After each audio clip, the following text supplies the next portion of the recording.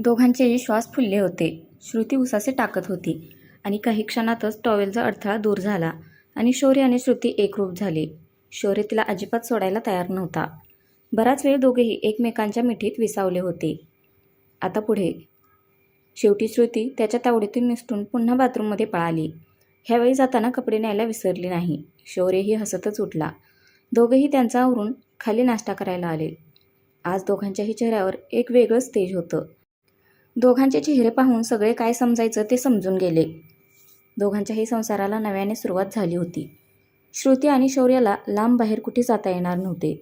श्रुती आत्ताशी कुठे ठीक झाली होती. त्यामुळे त्याने आज जवळपास फिरायला जायचा प्लॅन केला. आधी शॉपिंग, मग मूव्ही आणि रात्री बाहेरच डिनर करून घरी यायचं असं त्याने ठरवलं. आणि कावेरीबाईंना सांगून तो श्रुतीला घेऊन बाहेर गेला. आधी दोघांनी खूप शॉपिंग केली. नंतर थोडासा नाश्ता करून दोघेही श्रुतीच्या आवडीचा मूव्ही बघायला गेले. मूव्ही बघताना शौर्य फक्त श्रुतीला बघत होता. तिचं लक्ष शौर्यकडे जायचं आणि ती त्याची मान हसतच दुसरीकडे करायची. पण शौर्य पुन्हा श्रुतीला जवळ ओढून घेत होता आणि तिलाच तो जास्त बघत होता. दोघेही मूव्ही बघून बाहेरच रेस्टॉरंटमध्ये जेवले. त्यानंतर श्रुतीच्या आवडीचं आईस्क्रीम त्याने घेतलं. श्रुतीने शौर्याला जबरदस्ती तिच्यातलं आईस्क्रीम खाऊ घातलं. त्यानंतर दोघेही शांत समुद्रकिनारी गेले. हातात हात घेऊन दोघेही पाण्यात चालले आणि पुन्हा येऊन तिथेच बाजूला बसले. श्रुती खाली बसायला गेली तर शौर्यने तिच्या हाताला धरून स्वतःकडे खेचले. तशी श्रुती त्याच्या मांडीवर बसली.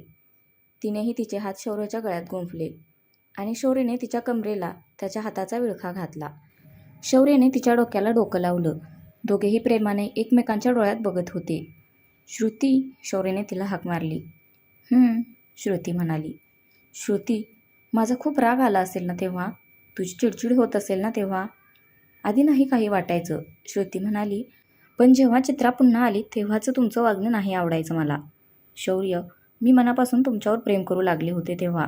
तुमचं काळजी घेणं, जवळ असणं, सगळं काही. बाबा जसा माझी काळजी घ्यायचा तसंही तुम्हीही रागात का होईना पण माझी काळजी घ्यायचा. माझ्या नसण्याचा तुम्हाला फरक पडायचा. बाबाही आईची अशीच काळजी घेतो. तुमचं जवळ असणं, तुम्ही केलेला पहिला केस, माझ्या प्रत्येक गोष्टीवर तुमची नजर असायची. तुमचा माझ्यावर हक्क गाजवणं. बस तुम्ही माझे आहात हे फील व्हायचं मला. नवरा बायकोचं नातं होतं आपलं. जरी आपल्यात अंतर असले तरीही पण चित्रा आल्यानंतर तुम्ही तिच्यात गुंतत चालला होता. आणि तुमचा ॲक्सिडेंट झाला तेव्हा कपाटात डिवोर्स पेपर्स मिळाले. खूप त्रास झाला तेव्हा. माझं काहीतरी माझ्या हातून निसटणार आहे ह्याची जाणीव झाली. तसंही प्रेम माझं जडलं होतं तुमच्यावर. तुमचं नव्हतं म्हणून मग मीच तुमच्या आयुष्यातून जाण्याचा निर्णय घेतला. नवरा बायकोचं नातं दोघांनी मिळून निभावायचं असतं असं ताई नेहमीच सांगायची. पण जे नातं तुम्हाला मनापासून नको होतं त्यात पुढे जाण्यात काहीच अर्थ नव्हता. म्हणून मग मी डिवोर्स पेपर्सवर सह्या केल्या आणि तुम्हाला मोकळं करण्याचा निर्णय घेतला. शौर्य, एक विचारू? श्रुती त्याला म्हणाली. विचार ना सोना. तिला आता हसू आलं. ते म्हणजे तुम्ही चित्राशी लग्न करणार होता ना? हो, करणार होतो. पण तुझं जवळ असणं, ज्या प्रकारे तू माझा ॲक्सिडेंट झाल्यावर काळजी घ्यायचीस त्यात मी तुझ्यात गुंतत चाललो होतो. शिवाय तुझं प्रसादसोबत असणं मला अजिबात आवडायचं नाही. जेव्हा तू त्याच्यासोबत असायचीस तेव्हा मला खूप राग यायचा. तू माझी आहेस असं एक मन सांगायचं आणि माझ्याही नकळत मी तुझ्याकडे ओढला जात होतो. चित्रा जरी पुन्हा माझ्या आयुष्यात आली तरीही तू मला हवी होतीस. माझ्या मनातली चित्राची जागा तू केव्हाच घेतली होतीस. तुझं दूर असणं मला सहन नाही व्हायचं. तू कुठेही गेलीस तरी येईपर्यंत मला तुझी काळजी वाटायची. आणि एक तुला चित्राच्या बाबतीत सांगायचं आहे. चित्राचं लग्न झाले आणि ती शौर्यला फसवत होती. ते सगळं काही त्याने तिला सांगितलं. पण खरं सांगू का श्रुती, ट्रेनिंगवरून आल्यावर मी माझ्या फिलिंग्सविषयी तुला सांगणार होतो. मला आपल्या नात्यात पुढे जायचं होतं. पण त्याआधीच तू डिवोर्स पेपर्सवर सह्या करून निघून गेलीस. बोलताना शौर्याचा चेहरा पडला होता. श्रुतीने दोन्ही हाताच्या उंजळीत त्याचा चेहरा धरला. शौर्याचे डोळे पाणावले होते. श्रुती, जे काही घडलं त्यावेळी मी ते मुद्दाम नाही केलं. आपलं लग्न ज्या परिस्थितीत झालं होतं त्यामुळे ते सगळं घडत गेलं. करशील ना माफ मला? तुझी सोबत हवे मला आयुष्यभरासाठी. श्रुतीने मानेनेच त्याला होकार दिला आणि त्याच्या ओठांवर ओठ टेकवले. शौर्य तिला पुरेपूर प्रतिसाद देत होता. विवाहानंतरचं प्रेम काही औरच असतं. थोड्या वेळ एकमेकांच्या मिठीत घालून दोघेही घरी आले. रात्रभर दोघेही प्रणयाच्या धुंदीत एकमेकांना सुखावत होते. शौर्य आणि श्रुतीच्या संसाराला खऱ्या अर्थाने आता सुरुवात झाली होती. 2-3 दिवसांनी श्रुती तिच्या ड्युटीवर हजर झाली आणि शौर्य त्याच्या कॉलेजवर जाऊ लागला. त्याने आता अधिकरावांना बिझनेसमध्ये मदत करायचंही ठरवलं होतं.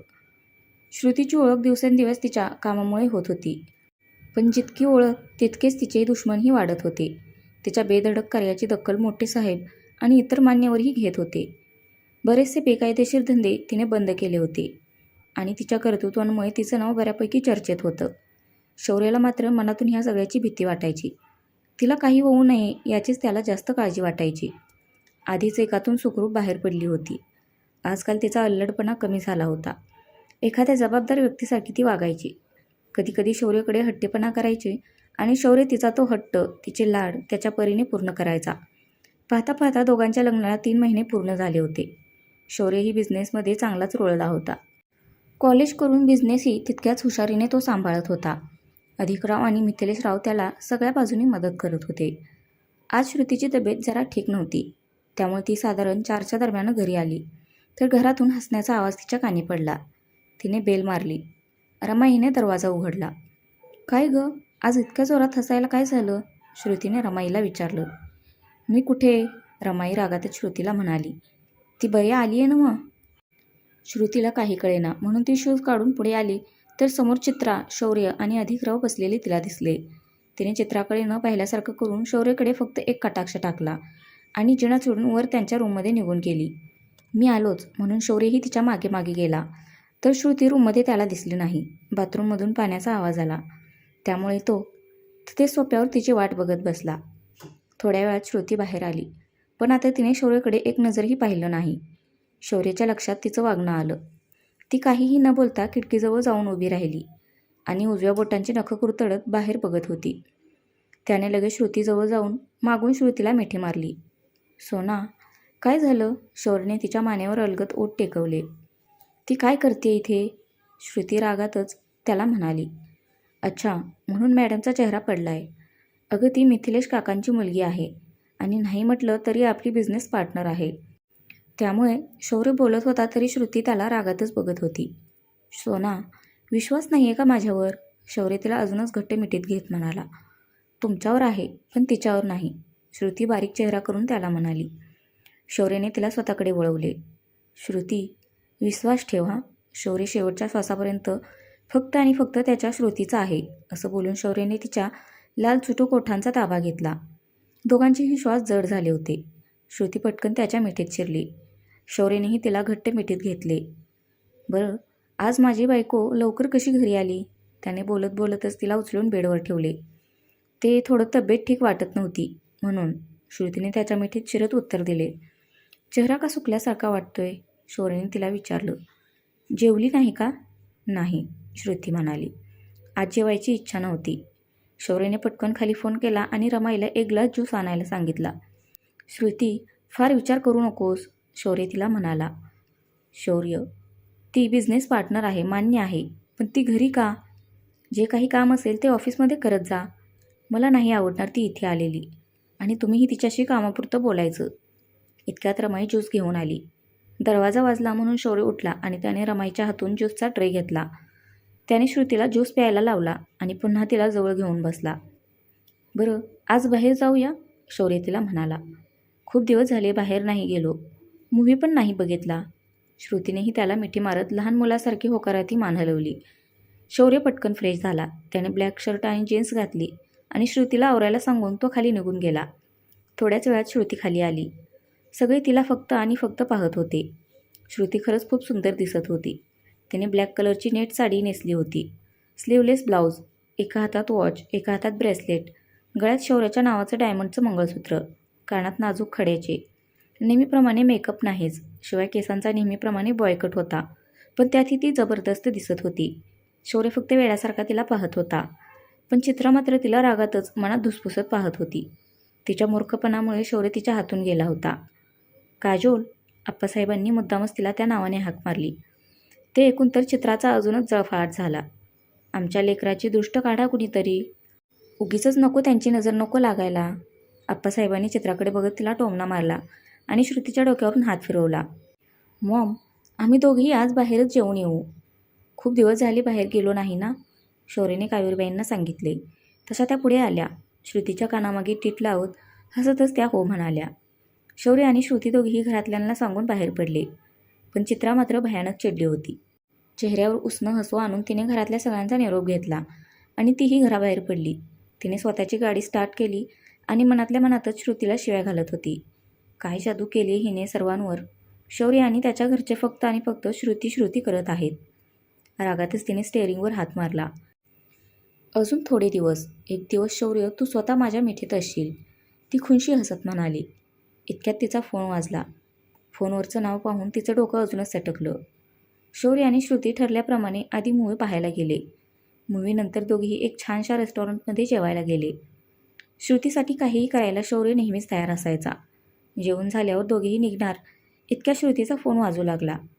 म्हणून श्रुती फोनवर बोलत बोलतच रेस्टॉरंटच्या बाहेर आली. शौर्य मागे बिल पे करण्यासाठी थांबला होता. इतक्यात एक कार स्पीडमध्ये श्रुतीच्या जवळ आली. श्रुती फोनवर बोलण्यात बिझी होती. तिचं लक्षच नव्हतं. पण शौर्यने ते पाहिलं आणि धावतच तो पुढे आला आणि त्याने श्रुतीच्या हाताला धरून तिला एका बाजूला खेचलं. श्रुतीच्या हातून तो फोन खाली पडला. पण श्रुती शौर्याच्या मिठीत सुरक्षित होती. गाडीचा नंबर पाहून शौर्य मात्र भलताच चिडला. तू ठीक आहेस ना, त्याने श्रुतीला विचारलं. हो मी ठीक आहे. ती अशी कशी वागू शकते. शौर्य गाडी गेली त्या दिशेला बघत म्हणाला. का नाही, श्रुती त्याला म्हणाली. म्हणजे तुला माहीत आहे. हो, श्रुती म्हणाली. आपण घरातून निघाल्यापासून ती आपला पाठलाग करते. श्रुतीच्या पोलिसी नजरेतून ही गोष्ट निसटू शकत नाही याचा अंदाज अजून चित्राला नव्हता. शौर्य मात्र चांगलाच चिडला होता. त्याने रागातच पार्किंगमधून गाडी आणली आणि दोघेही घरी जायला निघाले. त्याचा मूड खराब झालाय हे श्रुतीला कळलं होतं. आता ती शौर्यकडे आईस्क्रीमचा हट्ट करू लागली. पण शौर्यने तिला नकार दिला. सरळ घरी जाऊ, तो तिला म्हणाला. त्याच्या नकाराने श्रुती मात्र तोंड फुगवून बसली. श्रुती प्लीज आज नको ना. पण श्रुती त्याला काहीच बोलली नाही. ती फक्त रागातच गाडीच्या काचेतून बाहेर बघत होती. शेवटी एक दीर्घ श्वास घेऊन शौर्यने गाडी आईस्क्रीम पार्लरजवळ थांबवली आणि श्रुतीच्या आवडीचा आईस्क्रीम घेऊन आला. तेव्हा कुठे मॅडमच्या चेहऱ्यावर हसू उमललं. नेहमीप्रमाणे तिने जबरदस्ती त्याला आईस्क्रीम खाऊ घातलं. दोघेही घरी आले. फ्रेश होऊन एकमेकांच्या मिठीत विसावले. पण झालेला प्रकार काही केला शौर्याच्या डोक्यातून जात नव्हता. श्रुतीने त्याचा चेहरा स्वतःकडे वळवला. प्लीज नका ना तिचा विचार करू. तिने जे केले त्यासाठी मी तिला सोडणार नाही. शौर्य रागातच बोलत होता.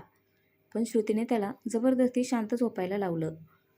पण ह्या गोष्टींचा उद्याच्या उद्या सोक्षमोक्ष लावायचं असं शौर्यने मनोमन ठरवलं आणि श्रुतीला मिठीत घेऊन तो झोपी गेला. तर फ्रेंड्स, आजचा भाग कसा वाटला नक्की कमेंट करून सांगा. धन्यवाद.